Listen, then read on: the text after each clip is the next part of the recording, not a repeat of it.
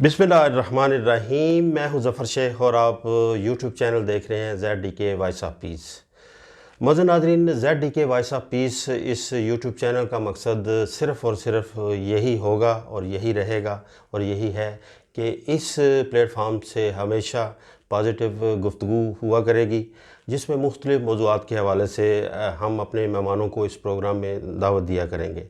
तो इंशाअल्लाह ताला ZDK voice of peace Denmark में, पाकिस्तान में और पूरी दुनिया में अपनी एक मुनफरिद हैसियत के तौर पर जाना पहचाना जाएगा, क्योंकि इसमें हमारा सिर्फ़ और सिर्फ मकसद यही हुआ करेगा कि हम अपने प्रोग्राम में ऐसी शख्सियात को मदऊ करें जिनका काम और जिनकी शख्सियत एक मशअल राह की हैसियत रखती हो, ताकि इस प्रोग्राम में जो बातें भी हों, जिस मेहमान के साथ हों, जिस हवाले से भी हों, वो हमारे लिए एक इस्लाह का दर्जा भी रखें। तो इस सिलसिले में आज के हमारे इस नशिस्त के मेहमान जनाब राजा बाबर फ़ारूक ख़ान साहब हैं। राजा बाबर फ़ारूक ख़ान साहब के बारे में मैं सिर्फ़ इतना ही कहूँगा कि ये अपने काम के हवाले से बहैसियत इंसान बहुत कदावर शख्सियत हैं और पाकिस्तान से ये इनका ताल्लुक़ है, और इनसे इनके पाकिस्तान के हवाले से भी बातचीत होगी, इनके यहाँ सियासी हवाले से भी बात होगी और पेशा वाराना ज़िंदगी से भी के हवाले से भी बात होगी। तो ये सारी बातें हम आपके सामने रखेंगे और उम्मीद करते हैं कि इनकी बातें आप लोगों को कुछ ना कुछ सबक ज़रूर देंगी। तो मैं बहुत शुक्रगुज़ार हूँ जनाब राजा बाबर फ़ारूक ख़ान साहब कि आपने टाइम निकाला ZDK वॉइस ऑफ पीस के प्लेटफॉर्म से, और इस उम्मीद के साथ कि जो बातें मैंने कही हैं, इन बातों को हम अमली जामा पहनाते हुए आपसे बहुत सारी बातें अपने लोगों के सामने शेयर भी करेंगे। तो बहुत बहुत शुक्रिया आपका जनाब राजा बाबर फ़ारूक ख़ान साहब। Thank you very much. औज़ु बिल्लाहि समीउल अलीम मिनश शैतानिर रजीम, बिस्मिल्लाहिर रहमानिर रहीम। सबसे पहले तो मैं ज़फ़र शेख साहब आपका शुक्रिया अदा करता हूँ और आपके नए चैनल का, और दुआ गो हूँ कि अल्लाह ताला आपको बहुत सी तरक्कियाँ दे। और आप वैसे भी माशाल्लाह मीडिया में काफ़ी और डेनमार्क के हवाले से काफ़ी मशहूर शख्सियत है, तो इंशाल्लाह कामयाबियाँ आपकी मुक़द्दर होंगी। Thank you. जहाँ तक मेरा ताल्लुक़ है, तो बहुत सारी बातें हैं जो इस इंटरव्यू में की जा सकती हैं, लेकिन शायद ये आपका वक़्त कम होगा, तो मैं कोशिश करूँगा कि चीदा चीज़ें जो हैं वो मैं आपके सामने पेश कर दूँ।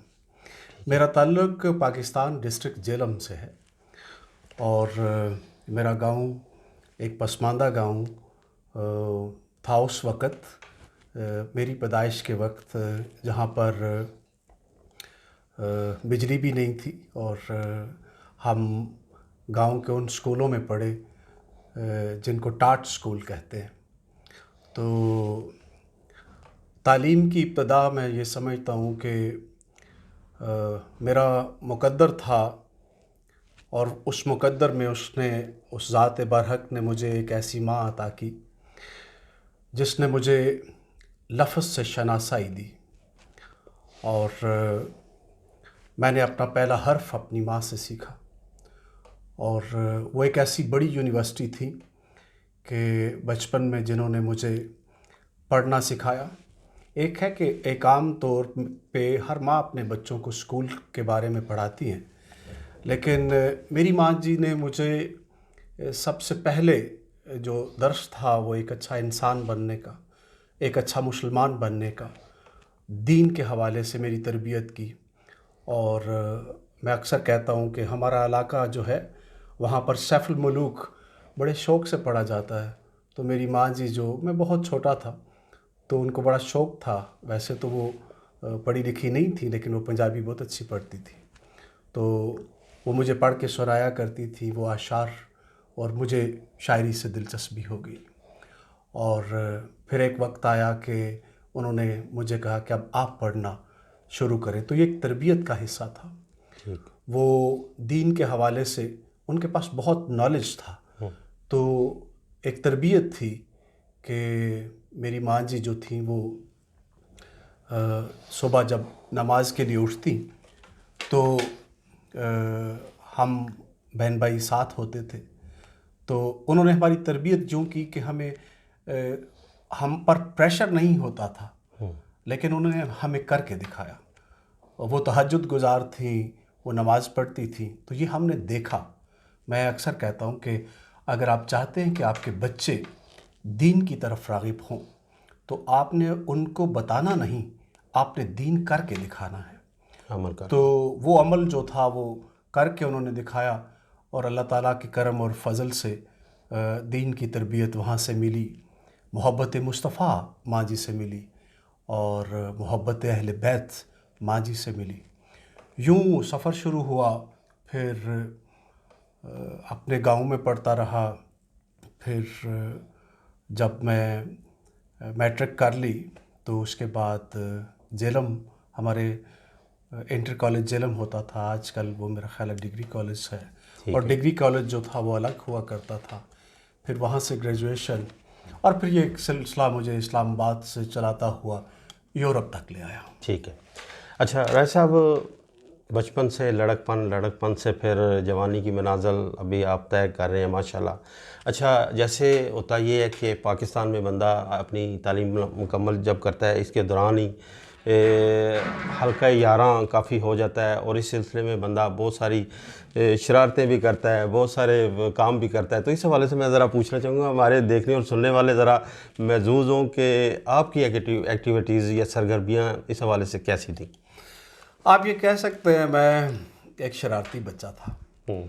میں کوئی ایکسٹرا آرڈنری، کوئی بہت لائق نہیں تھا. اللہ تعالیٰ نے یادداشت بہت اچھی دی تھی، اور اسی بیس پہ میں نے جتنا بھی پڑھا اور جہاں تک بھی میں گیا تو شاید اسی نعمت کی وجہ سے.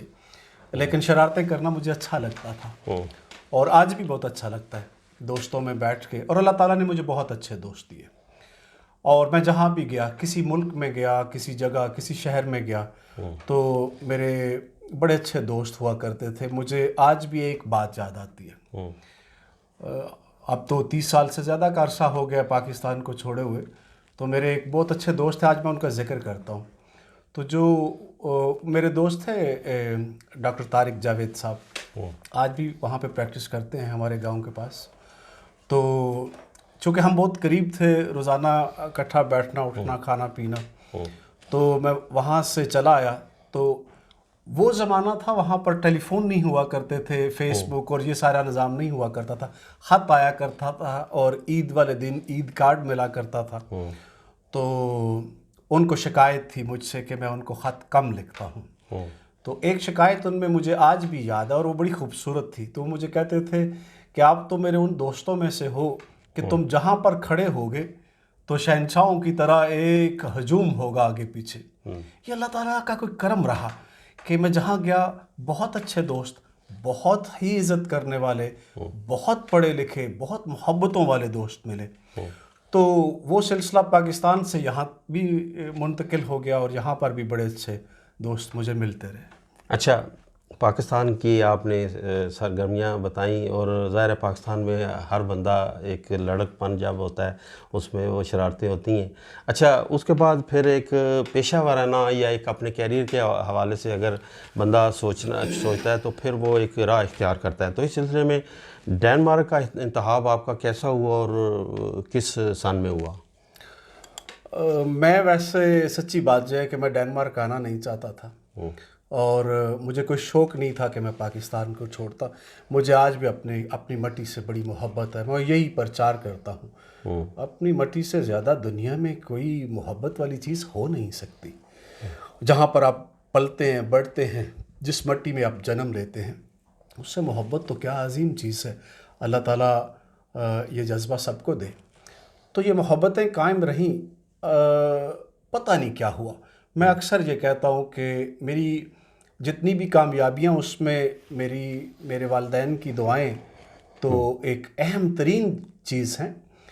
لیکن میں کبھی کبھی یہ بھی کہتا ہوں کہ یہاں پہ آنا اور پھر یہاں کی جتنی میری ایکٹیویٹیز ہیں وہ سب کے سامنے ہیں، سیاسی حوالے سے، میرے پروفیشن کے حوالے سے، اور مذہبی حوالے سے جو بھی تھا.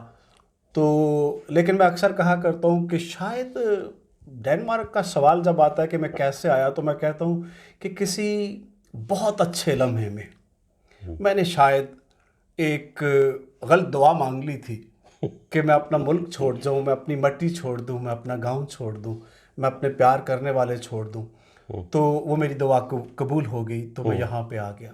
لیکن یہاں پہ بھی اللہ کا شکر ہے، اس نے بڑی محبتوں سے نوازا۔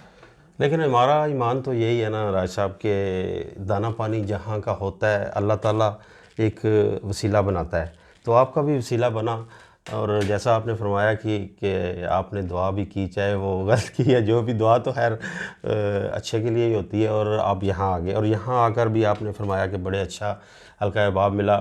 اچھا، اس کے ساتھ پروفیشن کے ساتھ آپ تھوڑا سا اگر بتانا چاہیں، ایک تو پروفیشن یہاں آ کے آپ نے کون سا سلیکٹ کیا، اور اس میں کس حد تک ابھی تک مطمئن ہے، پھر اس کے بات کو آگے بڑھاتے ہیں۔ اچھا، جہاں تک تعلق ہے، میں پہلے سے پہلے کہ میرا جو ایک علمی سلسلہ تھا، یہ جو میں سمجھتا ہوں کہ صرف کائنات نہیں، انسان بھی ایک ارتقاء سے گزرتا ہے، اور انڈیویجولی آپ جہاں سے شروع کرتے ہیں، آہستہ آہستہ آپ مختلف منازل طے کرتے ہیں، وہ علمی طور پہ ہوتی ہیں، وہ عملی طور پر ہوتی ہیں، وہ لوگوں کے ساتھ اٹھنا اور بیٹھنا ہوتا ہے، وہ لوگوں کو سمجھنا اور جاننا ہوتا ہے۔ مجھے جو ہے ڈنمارک میں یا یورپ میں آنا، اور پھر میں نے پوری دنیا کو دیکھا، کوئی شاید ہی ایسا ملک ہو جہاں پر میں نہ گیا ہوں، اور کوئی شاید ایسا ملک ہو جہاں پر میں گیا ہوں اور مجھے اچھے دوست نہ ملے ہوں۔ میں نے بہت کچھ سیکھا۔ اللہ تعالیٰ نے قرآن پاک میں فرمایا نا کہ جاؤ میری دنیا میں دیکھو کہ میں نے یہ ساری چیزیں کیسے تخلیق کی، اور مجھے اللہ تعالیٰ نے یہ موقع فراہم کیا کہ میں نے اس سارے نظام کو دیکھا، بڑا ڈیپلی اس کو اسٹڈی کیا، اور میری ہمیشہ سے ایک تلاش تھی، وہ تلاش میرا خدا تھا، اور جتنے علوم حاصل کیے، جتنی کتابیں پڑھی، اس کے اینڈ میں میں یہ سمجھتا ہوں کہ اللہ تعالیٰ نے مجھ پہ یہ کرم کیا کہ کچھ ایسے اساتذہ سے ملوایا جن کو میں ملنے کے بعد اس منزل کی طرف گامزن ہوا کہ جو پہچان ذات خداوند تک لے کے جاتی ہے۔ اور دنیاوی کامیابیوں کا ذکر کرنا شاید میرے لیے وہ اتنا ضروری نہیں ہے۔ اللہ تعالیٰ نے باقی جیسے آپ نے کہا رزق لکھا ہوا ہے، اور یہ رزق جو ہے شاید دنیا والے صرف رزق یہ سمجھتے ہیں کہ پیسے کمانے کو رزق کہتے ہیں۔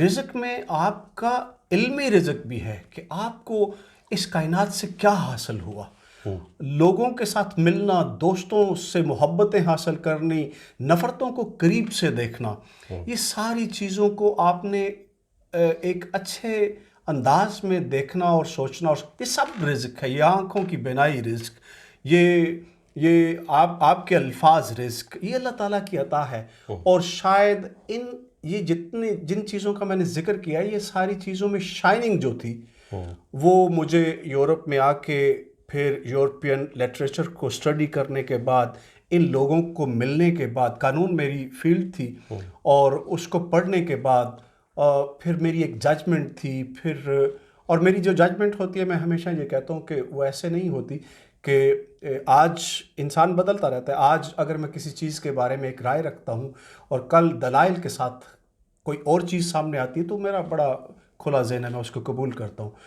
تو میں اس سفر کو میری اپنی ذات کی تکمیل کا سفر سمجھتا ہوں کہ میں یہاں تک پہنچا۔ ٹھیک ہے، اچھا، جو آپ نے فرمایا نا کہ اپنے آپ کی پہچان کیسے یا اللہ تعالیٰ سے لگاؤ کیسے، اس کا ذکر ہم آخر میں چاہتا ہوں کہ اس کو وائنڈ اپ وہاں کریں گے۔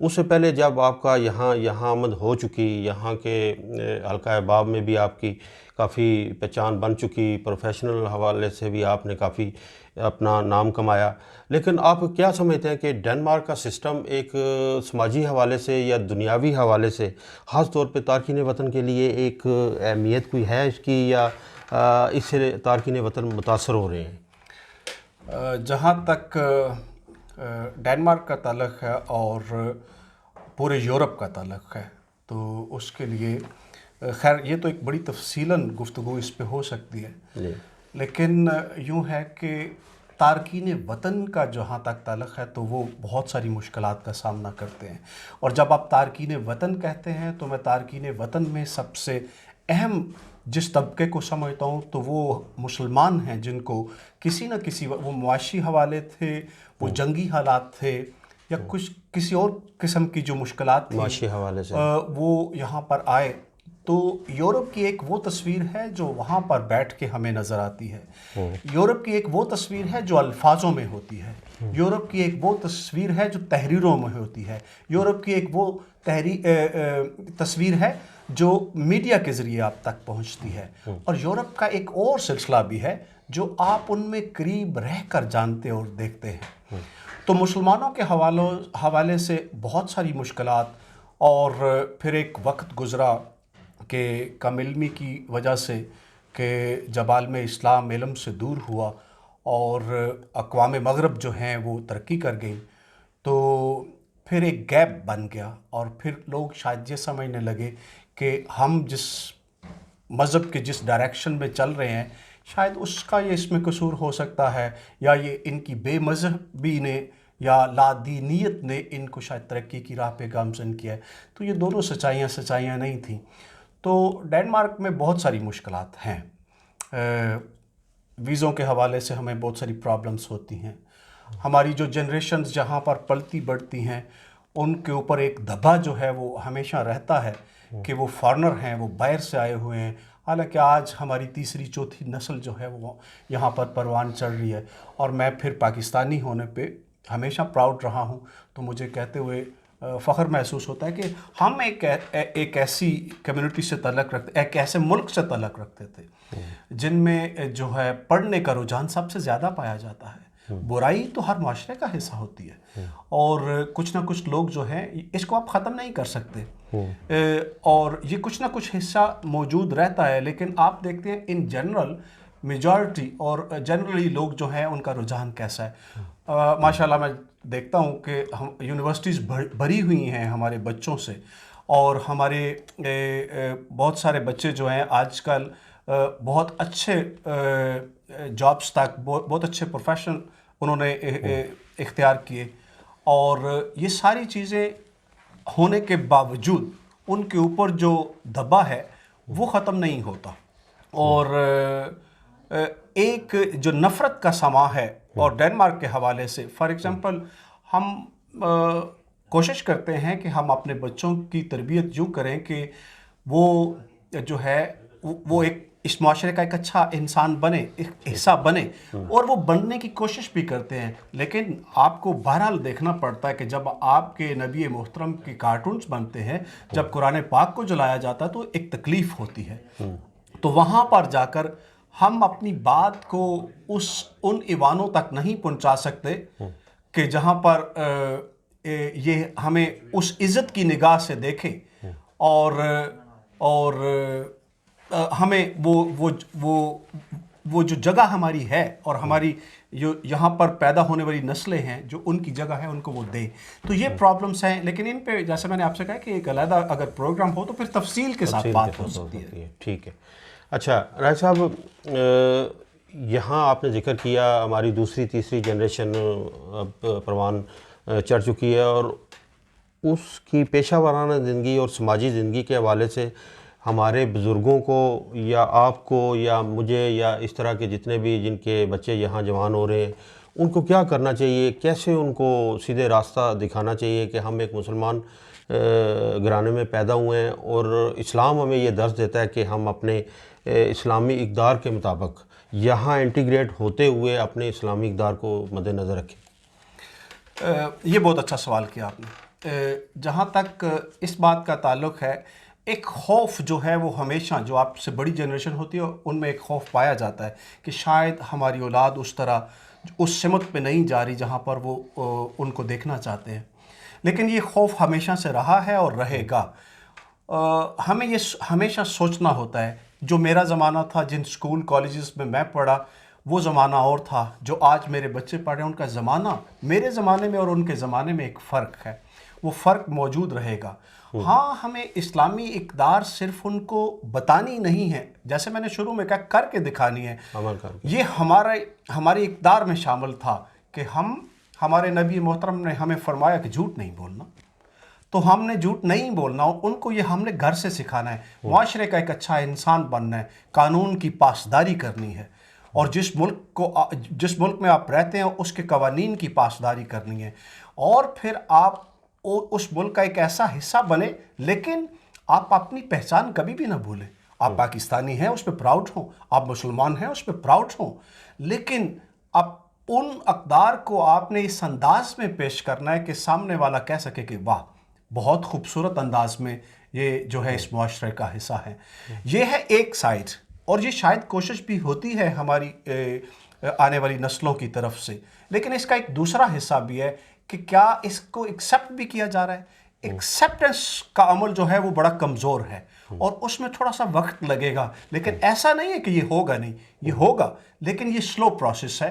آہستہ آہستہ کر کے جب وہ بچے سامنے آئیں گے، اچھی تعلیم حاصل کریں گے، اور مختلف اداروں میں جائیں گے جہاں پر ان کی تربیت جو ہے وہ سامنے نظر آئے گی، پھر وہ آہستہ آہستہ ایکسیپٹنس کی طرف بھی چلیں گے۔ ٹھیک ہے۔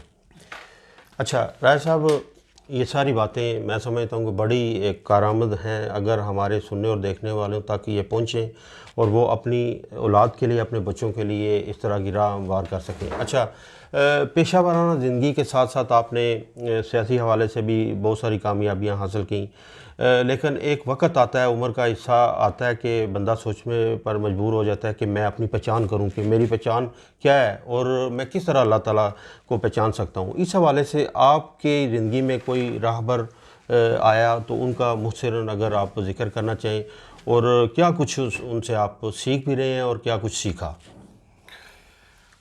انفیکٹ کائنات میں جتنے بھی علوم ہیں ان ساروں کا حاصل اگر ذات خداوند نہیں تو آپ نے کچھ بھی حاصل نہیں کیا۔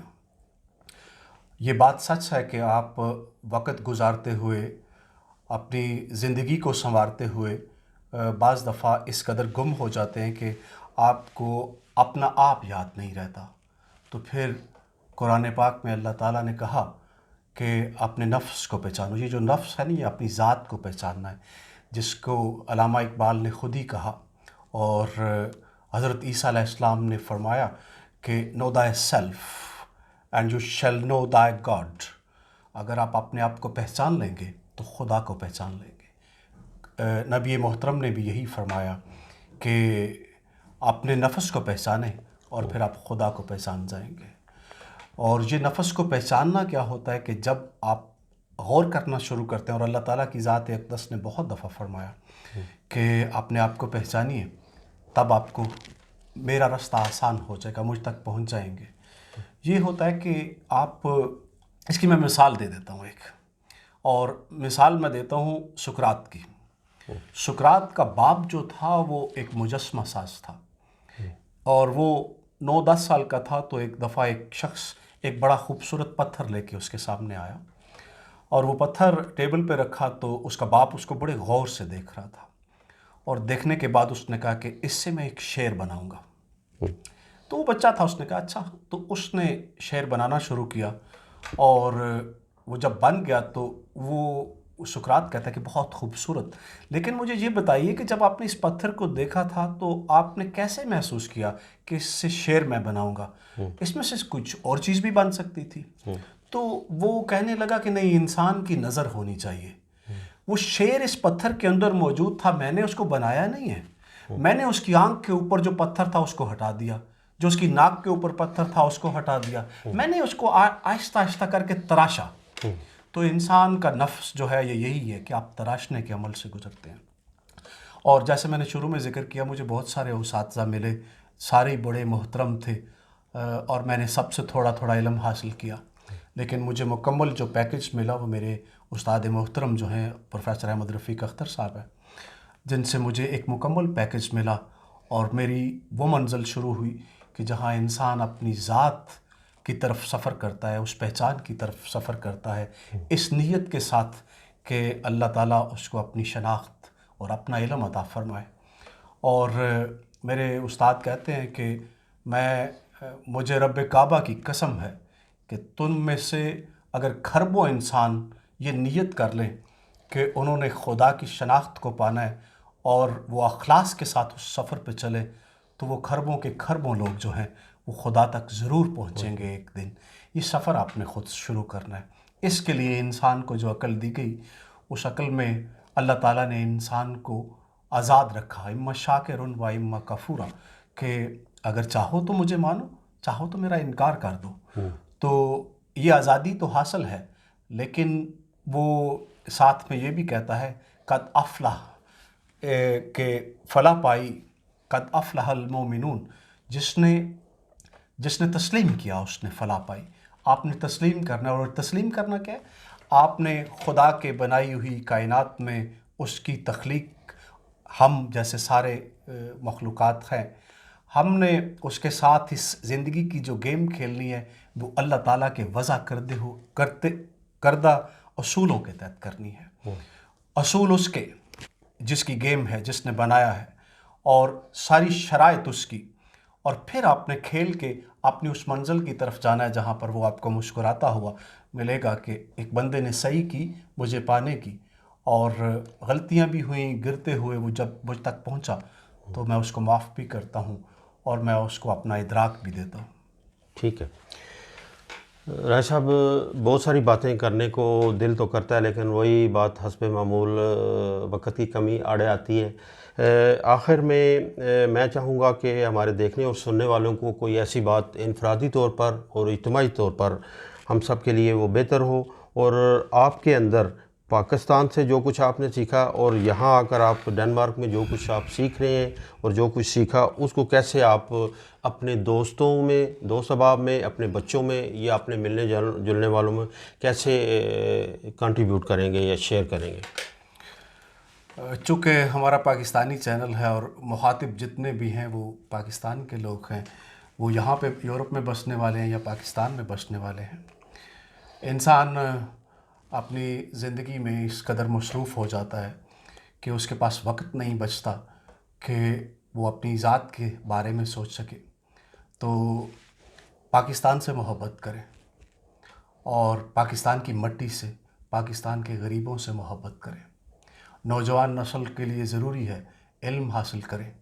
یہ علم سے دوری نے یہ ایک گیپ پیدا کر دیا ہے کہ آج ہمیں ہر چیز جو ہے وہ مغرب سے جب آتی ہے تو ہمیں ان کے الفاظ ہمیں صحیفہ وقت لگتے ہیں۔ ایسا نہیں ہے۔ علامہ اقبال نے فرمایا تھا کہ خاص ہے ترکیب میں قوم رسول ہاشمی، اپنی ملت کا قیاس اقوام مغرب سے نہ کر، خاص ہے ترکیب میں خاص ہے ترکیب میں قوم رسول ہاشمی۔ تو آپ میں بہت کچھ ہے، اللہ تعالیٰ نے بہت ساری نعمتوں سے آپ کو نوازا ہے۔ دنیاوی سارے علوم حاصل کیجئے، محنت کیجئے، اور وقت آئے گا کہ آپ کو تسلیم کیا جائے گا۔ وہ جو گیپ پچھلے 200-300 سال کا تھا، اس گیپ کو ختم کرنے کی پوری کوشش کیجئے، اور پھر یہ سارے علوم حاصل کرنے کے بعد ایک بات یاد رکھیے، وہ ہے خالق کائنات۔ ہم سب نے ایک دن اس کی طرف لوٹ کر جانا ہے، یہ ایک اٹل حقیقت ہے، اور کبھی کبھی اس کی کتاب کو کھولیے، اس کی کتاب قرآن مجید اس کا مکمل ڈیٹا ہے، اس کو پڑھیے، دل سے پڑھیے، محبت سے پڑھیے، اور اس کو نہ صرف ثواب حاصل کرنے کے لیے، اس سے علم حاصل کرنے، وہ کتاب علم ہے۔ آپ سائنس سے معروف ہو سکتے ہیں، ہونا چاہیے بھی، بڑی تحقیق ہے، اور لیکن قرآن جو ہے، جیسے میرے استاد کہتے ہیں کہ قرآن کتاب تخلیق ہے، سائنس کتاب تخلیق ہے، وہ کتاب جو قرآن مجید ہے وہ کتاب تخلیق ہے، سائنس جو ہے وہ کتاب تحقیق ہے، وہ تحقیق کرتے ہیں، اور تحقیق میں انہوں نے بہت سارے علوم حاصل کیے، آپ بھی کر سکتے ہیں، لیکن ان سے معروف ہونے کی ضرورت نہیں ہے۔ آپ اپنے ملک میں رہ کے اپنا نام کما سکتے ہیں، آپ وہاں پر رہ کر علوم حاصل کر سکتے ہیں، اور ایک دن آئے گا انشاءاللہ پاکستان دنیا میں ایک اہم مقام حاصل کرے گا، اور پاکستان پہ کبھی اب اگر مجھے موقع ملا تو انشاءاللہ بڑی تفصیل سے بات کریں گے، لیکن اور ہم جو یورپ میں بسنے والے ہیں ان سارے دوستوں کے لیے میرا ایک چھوٹا سا پیغام ہے، وہ یہ ہے کہ ہم نے اپنے عمل سے یہ بتانا ہے کہ ہمیں فخر ہے اپنے مسلمان ہونے پر، ہمیں فخر ہے اپنے پاکستانی ہونے پر۔ کوئی ایسا عمل سرزد نہ ہو کہ جو ہمیں شرمندہ کر دے، اپنے ملک کے حوالے سے یا اپنے دین کے حوالے سے۔ ہمیں اس دنیا میں عزت کے ساتھ زندہ رہنا ہے، اور میری دعا ہے کہ اللہ تعالیٰ ہمارے آنے والی نسلوں کو علم سے نوازے اور ان کو پہچان ذات خداوند عطا فرمائے، اور ہمارے ملک کو اللہ تعالیٰ ایک ترقی دے اور اچھے حکمران عطا فرمائے، تاکہ ہم جب یورپ میں بستے ہیں تو ہمیں وہاں سے ایک خوشبو آتی رہے کہ وہ ملک ترقی کر رہا ہے اور اس کے لوگ جو ہیں وہ ایک خاص سمت میں جو ہے وہ بڑھ رہے ہیں اور ایک عزت کی زندگی گزارتے ہیں۔ جی، تھینک یو سو مچ راجہ بابر فاروق خان صاحب، بہت ساری اچھی باتیں آپ نے ہمارے دیکھنے اور سننے والوں کے ساتھ شیئر کیں۔ وہ جیسے کہا ہے، ایک شعر میں کہا جاتا ہے کہ خود ہی کو کر بلند اتنا کہ ہر تقدیر سے پہلے خدا بندے سے خود پوچھے کہ بتا تیری رضا کا ہے کیا ہے۔